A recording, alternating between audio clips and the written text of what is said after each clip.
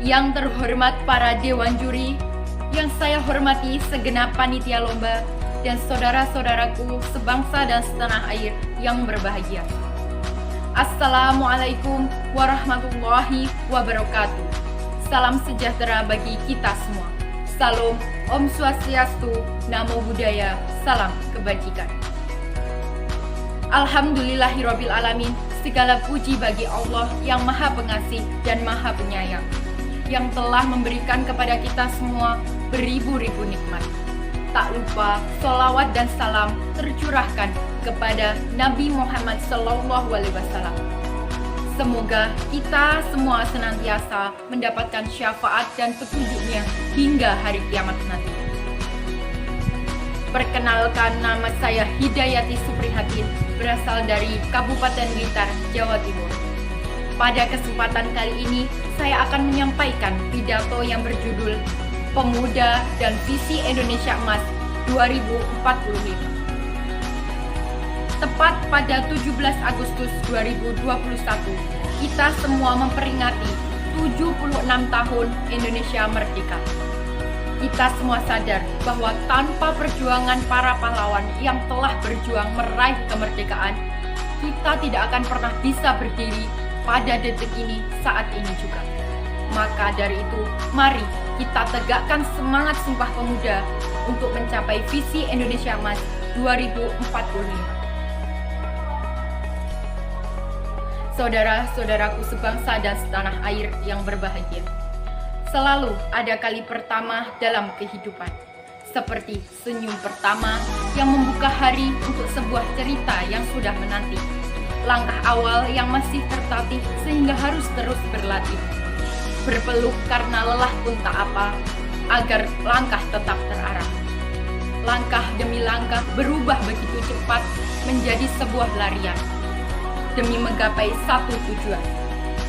Langkah yang terus bergerak beriringan untuk menyongsong masa depan Indonesia yang penuh keberagaman. Masa depan Indonesia adalah mencapai visi Indonesia Emas 2045, bukanlah sekedar angan-angan. Bonus demografi menjadikan Indonesia harus optimis untuk menjadi negara adil, yang makmur, serta mandiri, tepat pada saat berumur 1 abad. Saudara-saudaraku sebangsa dan setanah air yang berbahagia. Dalam visi Indonesia Emas 2045 terdapat menggariskan 4 poin pilar penting di dalamnya. Yang pertama, pembangunan sumber daya manusia dan penguasaan ilmu pengetahuan dan teknologi. Yang kedua, pembangunan ekonomi berkelanjutan. Yang ketiga, pemerataan pembangunan. Dan yang keempat, pemantapan ketahanan nasional dan tata kelola pemerintahan. Dalam bidang perekonomian, Indonesia harus maju dalam segi kekuatan ekonomi. Maka dari itu, untuk menunjang kesiapan bidang tersebut, yang diperlukan adalah sebuah pendidikan yang berkualitas. Selain itu, pada bidang selanjutnya, tercipta demokrasi atau politik yang berkualitas, diperlukan adanya kontribusi para pemuda yang cerdas dan kontrol intens oleh pemerintah serta masyarakat demi mewujudkan Indonesia Emas 2045. Para generasi penerus bangsa, marilah kita berkontribusi untuk menyongsong masa depan Indonesia Emas 2045. Lalu, apa saja kontribusi yang bisa kita lakukan? Saya akan menjelaskan beberapa contoh untuk kita bisa berperan menyongsong Indonesia Emas. Yang pertama, dengan belajar. Melalui pendidikan, menjadikan kita insan yang terdidik. Yang kedua, mengasah bakat dan juga kreativitas para pemuda. Yang ketiga, menjadikan diri kita seorang pemimpin yang memiliki berbagai macam soft skill. Serta yang keempat, menjaga etika baik dalam masyarakat maupun pendidikan. 4 peran tersebut hanyalah langkah kecil untuk menyongsong Indonesia Emas, untuk menjadikan generasi muda sebagai landasan Indonesia Emas 2045.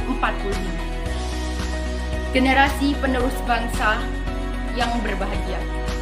Indonesia Emas bukanlah sebuah mimpi semata, melainkan cita-cita yang pasti akan tercapai. Hal itu dikarenakan adanya semangat seperti Sumpah Pemuda dalam heroisme dan patriotisme.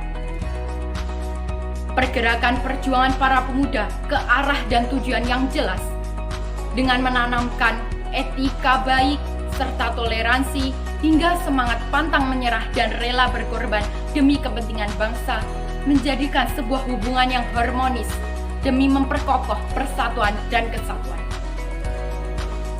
Maka dari itu, saya bisa menyimpulkan bahwa bonus demografi akan menjadi senjata yang kuat untuk menyongsong Indonesia Emas 2045. Tetapi, hal itu akan terancam sia-sia tanpa adanya persatuan dan juga kesatuan. Maka dari itu diperlukan adanya kontribusi para pemuda yang berjiwa sosial budaya dan berjati diri bangsa cinta tanah air Indonesia.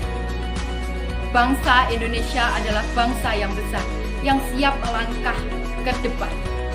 Harapan dan keinginan sudah di depan mata. Saatnya kita melangkah bersama. Marilah kita menjaga tanah air Indonesia untuk melakukan perubahan baik bagi semesta. Izinkan saya menutup dengan mengutip perkataan Bung Karno dalam salah satu pidatonya. Janganlah kita mengira kita sudah cukup berjasa dalam segitiga warna. Selama masih ada ratap tangis di gubuk-gubuk, pekerjaan kita belum selesai. Berjuanglah dengan mengucurkan sebanyak-banyaknya keringat. Dirgahayu Republik Indonesia, Dirgahayu Negeri Pancasila, Merdeka. Sekian pidato yang saya sampaikan. Terima kasih. Wassalamualaikum warahmatullahi wabarakatuh. Om Sati Sati Om, Namo Buddhaya, salam kebajikan.